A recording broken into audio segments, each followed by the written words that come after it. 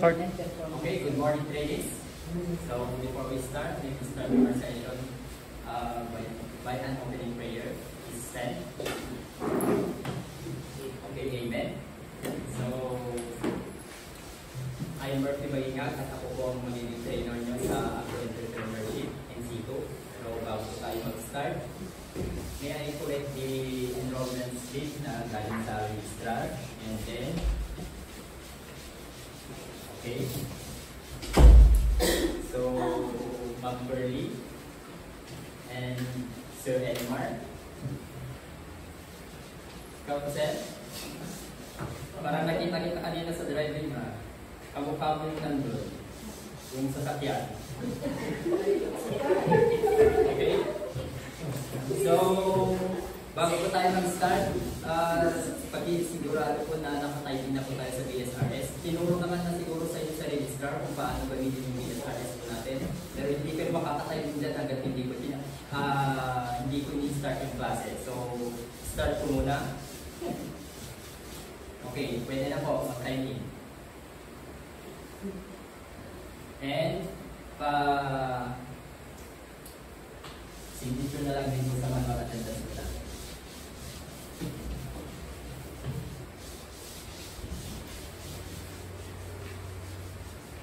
And, kailangan pa po ng isa, yung time mark natin. So, smile. Dados. Okay, so, bago tayo mag-proceed, kailangan alam po natin yung kung ano talaga yung pinasukan natin sa Agro-Entrepreneurship in situ. Kaya, mag-orientation po muna tayo. Okay. Welcome sa Our Lady of Fatima Integrated School of Dugo. Diba? Kaya manin yung pangalan ng school natin. Dito lang yan sa Dugo, Pamalanlugan, Cagayan. And ako nga ulit si Murphy Maingag, ang magiging trainer po ninyo sa Agro-Entrepreneurship. So, ano nga ba ang Agro-Entrepreneurship? So, ang Agro-Entrepreneurship ay mayroon po siyang 30 days training program. So, asahan nyo po na 30 days po tayong magkakasama kung hindi po kayo mag-absent. And this course is designed to equip learners with knowledge and skills in the application of entrepreneurship. So, dito sa entrepreneurship, matututunan po natin yung mga iba't ibang pamamaraan ng pagpaplano. Kapag may alam na kayo sa mga prior knowledge po ninyo sa business, ay makakatulong yun sa inyo. Pero mas mag-focus tayo ngayon dun sa business matters sa agricultural sector. So, ang Agro-Entrepreneurship in situ, meron po siyang basic competencies. At ang basic competencies ay meron po siya 20 hours. And andyan po yung participate in workplace communication, work in team environment, practice career professionalism, and practice occupational health and safety procedures. Ang common competencies naman ay meron po siyang 75 hours. So sa common competencies, dito po nare-require po yung mga knowledge and skills po natin pagdating sa workshop mismo ng agro-entrepreneurship. Kaya kailangan pag-aralan din po natin ang common competencies. And yung core competencies, dito na po natin matututunan at dito natin ipapractice yung iba't ibang skills and knowledge na kailangan sa application ng agro-entrepreneurship. Okay? Ang competency-based training. Ang competency-based training, ang agro-entrepreneurship po kasi ay competency-based training po siya. Ibig sabihin nun, learner-centered approach. Na kung saan, dito sa CBT training po natin, kayo po yung mamamahala doon sa training niyo mismo. So kami, as a trainer, ipapacilitate namin kayo, pero kayo, sa inyo manggagaling lahat ng yung pag-develop ninyo sa sarili ninyong skills. So hindi katulad sa traditional education na manggagaling lahat doon sa teacher. Yung mga learnings, yung mga practice, ibibigay niya lahat doon sa kanyang mga learners. Dito po sa CBT ay magdedepende po yan sa inyo kung gaano kayo kabilis at gaano kayo kabagal mag-adapt ng mga knowledge and skills. So sa competency-based training, meron po tayo yung tinatawag na focus on competency development. So dito po sa CBT, nakafocus po tayo kung dun sa magiging output ninyo. Ang unang magiging output po natin dito ay yung magiging competent ninyo dun sa skill na i-practice po natin. And then, ang trainer's role po namin naman po, ako po yun, ako lang po yung magpapacilitate dito sa training po natin. Magiging guide and support. Wala pong nakalagay dyan na ituturo ko yung lahat yung kailangan nyo matutunan sa NC na ito. And trainer's role, trainee's role, kayo yun. Trainees have a more active role on their learning, choosing their pace and method. So, ang role nyo naman na as a trainees ay kayo, mamimili kayo ng mga katulad ng nabanggit kanina, may iba't ibang competency yung qualification po natin. May freedom kayo na mamili kung ano yung gusto nyo umpisahan, anong competency po yung gusto nyo matutunan. Pero dapat lahat po ay makumpleto po natin. Hindi po dapat na dahil may freedom kami, sabi ni trainer, may freedom kami na mamili ng competency. So, kapag pumunta ka na sa isang competency, dapat tapusin mo muna yun bago ka pumili ulit ng isa. Kasi nakasali yan dun sa basic principle ng CBT po natin, na ang learning delivery po natin ay modular in structure. Na ang ibig sabihin po, kapag pinasok mo na yung isang competency, hindi ka na pwede, tapusin mo muna yun bago ka pwedeng lumipat sa iba. And then, yung evaluation system po natin, hindi po katulad din doon sa traditional education na may yung grading system nila ay numerical. Na si Sir Elimar 90, naman ma'am ay 80, hindi po ganun. Dito ay competent and not yet competent lang. Sa flow naman po ay sa CBT flow po natin. Yan po yung magiging flow po ng training po natin. Pagka-enter po natin ng program, pagka-interview po ng program, selection na po yan ng competency na gusto nyo matutunan. So gaya nga ng sabi ko kanina, dapat pagdaanan po natin lahat yan. Kapag nasa learning process na po kayo or nasa evaluation process or kahit nasa process man dyan at hindi kayo pumasa or not yet competent kayo, pwede nyo po balikan yung competency na kailangan nyo pang i-practice hanggang sa maging competent po kayo. Kasi nakasali po yan dun sa basic principle ng CBT na ang CBT ay inaalaw niya po ang multiple entry and exit ng training po natin. Okay? Sa CBT monitoring tools naman po natin, yung training activity matrix, progress chart, achievement chart, and learner's record. Yan, babagitin po natin yan mamaya kapag ipapakita ko po sa inyo yung iba't ibang area dito sa workshop po natin. Makikita nyo mamaya kung ano yung mga monitoring tools po natin.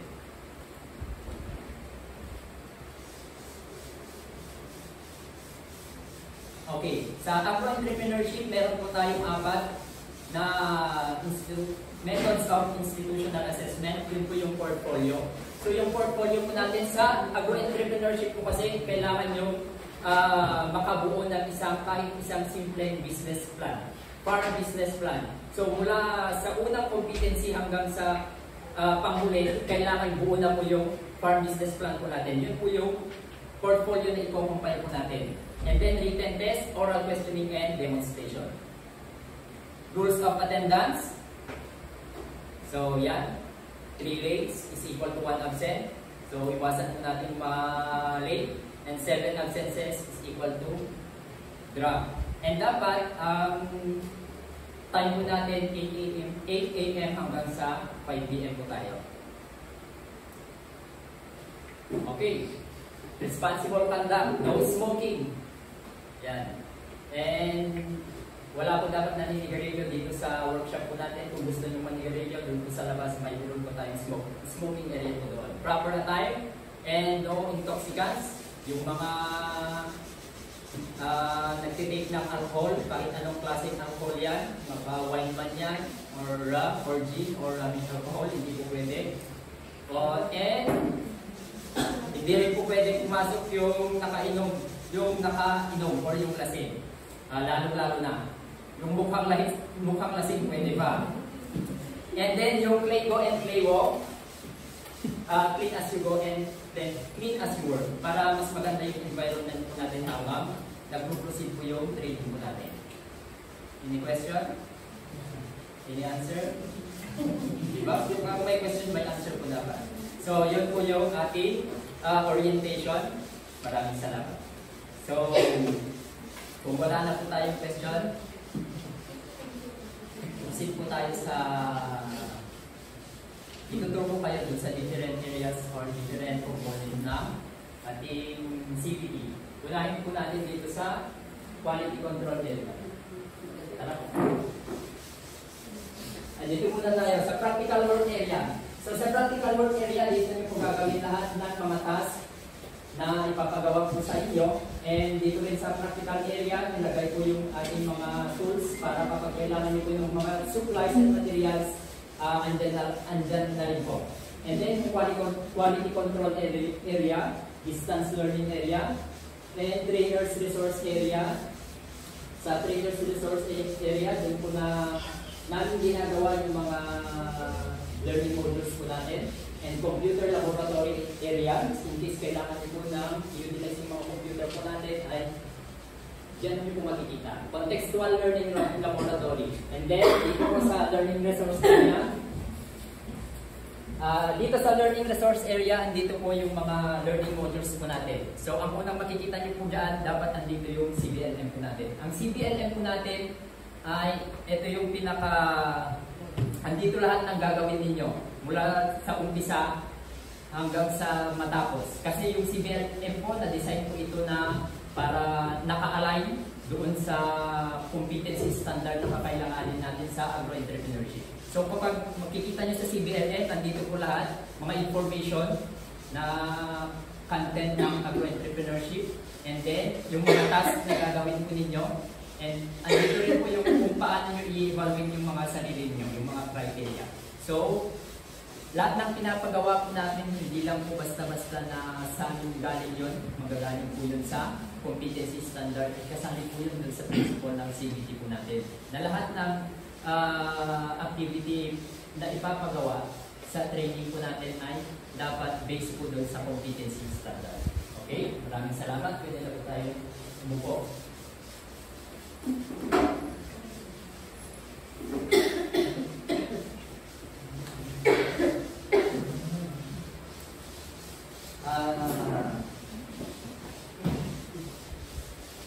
So, before po tayo mag-proceed, kailangan ko pong makuha yung mga ibang data po na nais sa inyo.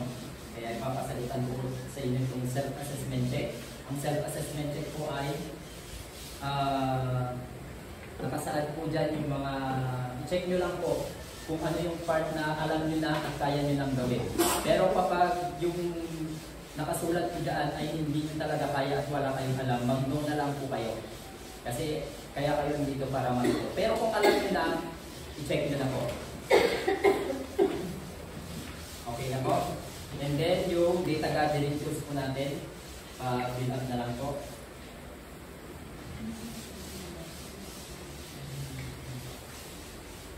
And thank you.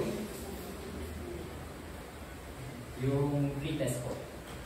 So yung pretest po natin ay ginagawa po natin yan para malaman po natin kung saan level na yung kaalaman ninyo sa agro-entrepreneurship. Huwag po kayong mag-alala kung wala po kayong alam din sa pretest dahil basehan lang po yan kung ano yung magiging learning methods or kung ano yung magiging flow ng ating training. Okay, thank you. So, base po dito sa result ng self-assessment check. Dito sa self-assessment check, si Sir Elimar, so marami ka pong nilagay or chinek sa no. So, means, dadaan ka po sa lahat ng competency. Si Ma'am Curly naman, chinek niya lahat. Wow! So, Ma'am Curly, dahil chinek mo na lahat, it means ready ka na po for institutional assessment. Pero hindi po yun ibig sabihin po, alam nyo na lahat and kaya nyo nang gawin.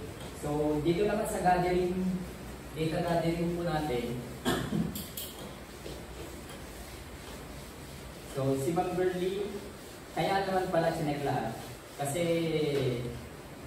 business related yung course niya. Nakapagtapos po siya ng BSBA, ano to ma'am? Business Administration. So very convenient for you ma'am kasi business related po yung qualification po natin. So kailangan lang po natin i-validate yung knowledge po ninyo. So may dala po ba kayong mga proof or kahit yung diploma niyo po para ma-prove po natin na yung nilagay niyo po dito. So okay po ma'am. And then pwede ka po mag-proceed sa validation po ng mga UC po natin. Pero habang hinahanda po yung assessment tool na gagamitin po natin,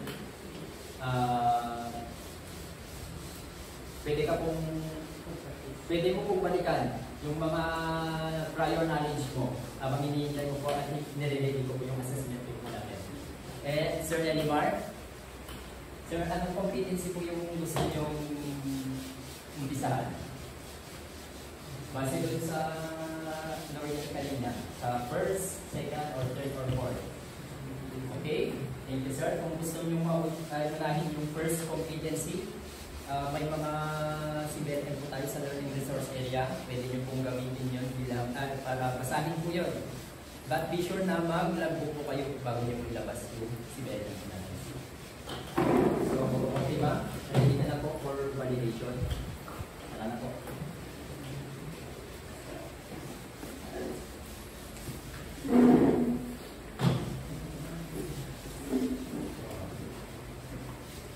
So, since kaya po lahat, i-validate po natin yung core competencies. So, unahin po natin yung competency. May apat po tayo.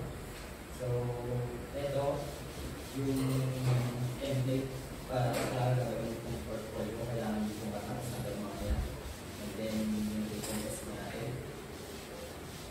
And, pagkatapos po nila yung oral po natin.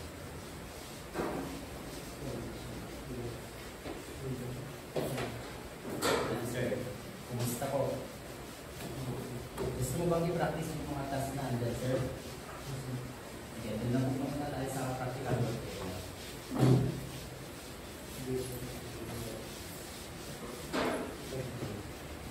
Ito yung task na sa unang competency natin. Bale, pag-isagutan na lang mga gamit.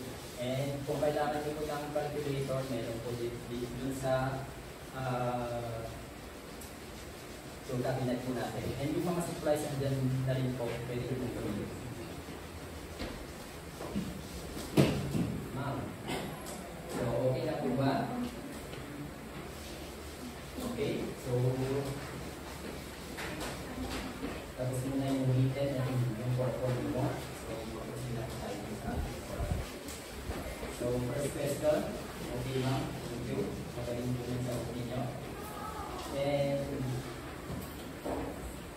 according naman din sa nalilin po or nasatisfy naman po yung mga assessment para sa kulang isip natin pwede. Okay lang ba sa inyo na mag-proceed na agad tayo dun sa assessment o validation natin ng isip. So, sige. Okay. Ito po. Yung mga performance natin and yung written test. Mabalikan din kita ma'am para dun sa oral. Ano sir? Kumusta po? Balikan sir. So, okay naman po yung ginawa niyo sir. Ang kulang lang po, kailangan nyo lang po i-compare yung mga na-compute nyo lang na utang na-estimate nyo ng harvest doon sa production cost po natin. So, ganito po yan. Yan. So, kapag na-compute mo na po yung harvest po natin, so ito po yung na-estimate mo ng harvest. 8 plus po sir. Amang mo sir, so yung mga calculator sir. So 8 plus 2 is 10, then kapag na-complete mo na, it's 10 times yung harvest, compare mo na lang dun sa production cost, And then, makukuha mo na kung ilan yung production cost per unit niya. And then may estimate ko na kung may net ba or wala. Okay sir, balikan kita mamaya kapag natapos ko na. So okay na po. So sa oras na po tayo. Okay, one question na. Okay, thank you ma'am. So sa unang isip at sa pangalawang isip ko, namit naman po ng sa namit naman po ng mga output mo, yung mga assessment criteria na pwede na po tayo i-validate po yung pero bago po yun, kailangan po muna natin i-award po naman yung mga certificate po sa mga nag-analysis para makapagpahinga kayo. So, ito po. Huwag sabihin ng pangalawang isip. And then, dito po sa training activity dito, explain natin mas na dito na tapos dito yung pangalawang isip. And dito din sa achievement chart ng progress chart. And yung LRD ko na dito yung pangalaman, i-update natin natin para ilagay natin doon na tapos dito yung pangalawang isip. So, okay na. So, ito ang LRD ko ay para ma-monitor mo yung progress mo. So, ready ka na para sa validation ng pangatong. So, okay. Kung hindi pa ma'am, pwede mong i-review muna yung pangatlong UC. Talagang hindi ka mamaya pa mga sigurado na tayo doon. Siguradihin na kung natin makapag-login na tayo.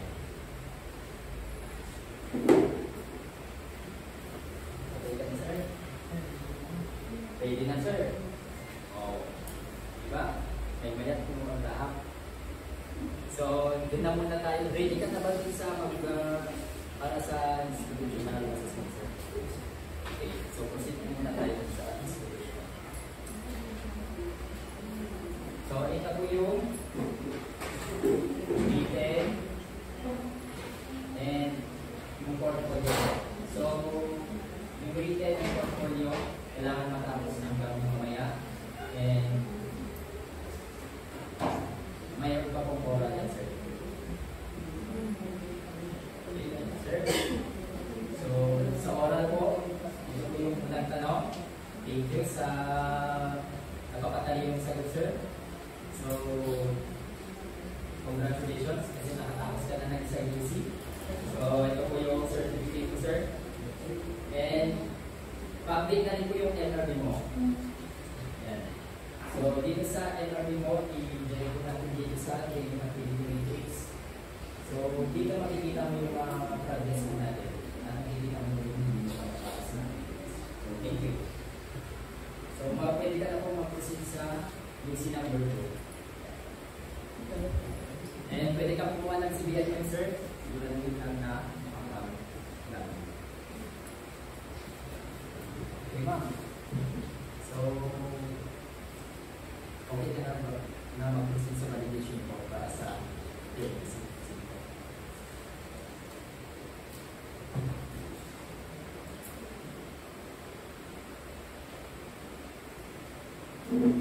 So, ito po yung i-levels po natin and yung portfolio. Templates for portfolio. Okay, thank you. And then yung oral po natin. First question. Thank you ma'am for that wonderful answer. And okay naman po dun sa base po dito sa criteria po natin ay competent ka naman po sa pangatlo basic. Okay. Ito po yung certificate po natin and i-update po yung LRD po natin. And ganoon din po sa mga monitoring tools po natin. So, pwede ka na po ba para sa pamuling yung si ma'am? Okay. Ito po yung assess, written test and portfolio po natin.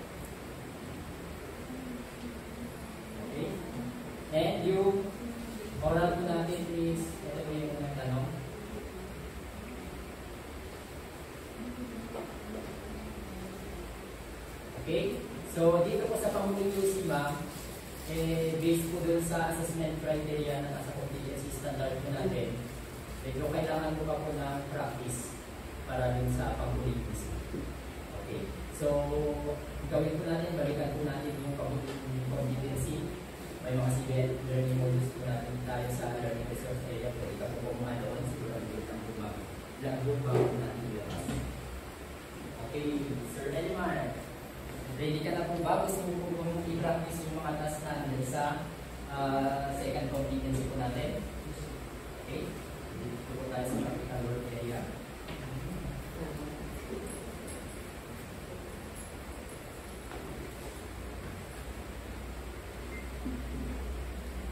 So, ito yung task, sir. Bali, may scenario po dyan. Gawan mo na po ng plano kung paano ma-resolve po yung scenario po na yan. Sir, huwag kang magbadali, sir. Babalikan po kita mamaya para matinag po yung task po natin. Okay, ma'am? Nakap ka, ma'am? So, ready ka na po ba para sa practice po yung ating task? Sige, doon po muna tayo sa practical work area.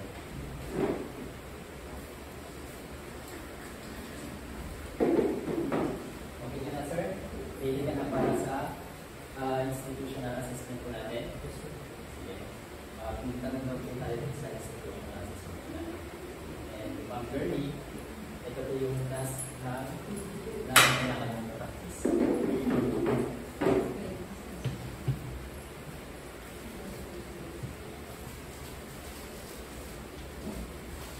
Okay, yung oral po natin, sir.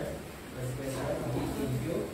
So, sa second competency po ay, according po sa assessment criteria po natin, competent ka naman po. So, i-award po yung certificate and yung LRB po natin, kailangan po i-update.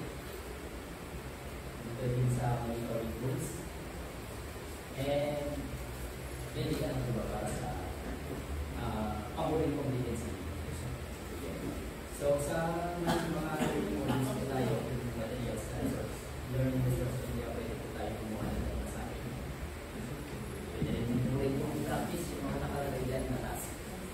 So, Ma'am Birdie, kumusta ko? Okay na? Yeah. So, maganda po talaga yung mga magiging output po ninyo. So, tingnan po tayo sa institution na lang.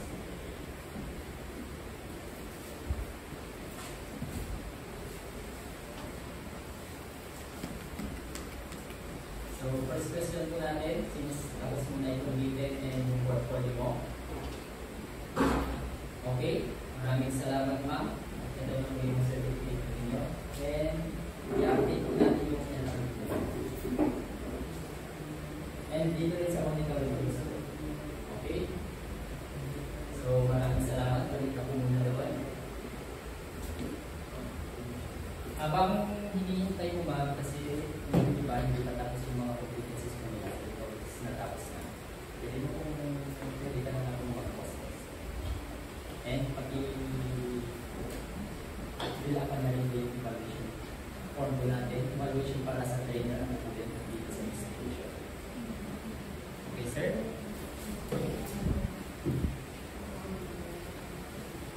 Pwede ka natin ba para i-practice yung task? Practical area po muna tayo sa inyo.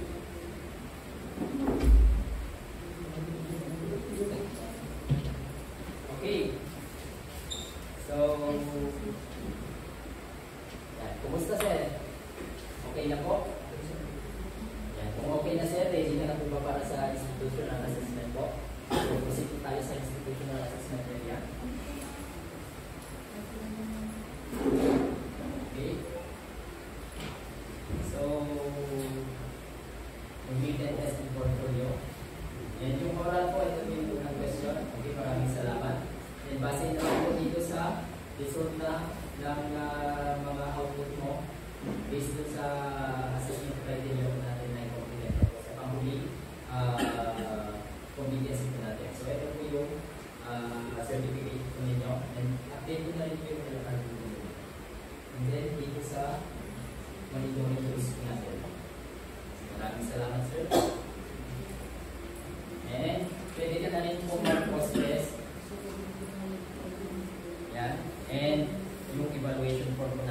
sigapan na lang din po. Evaluation po yan ng trainer and para sa institution. Okay, maraming salamat.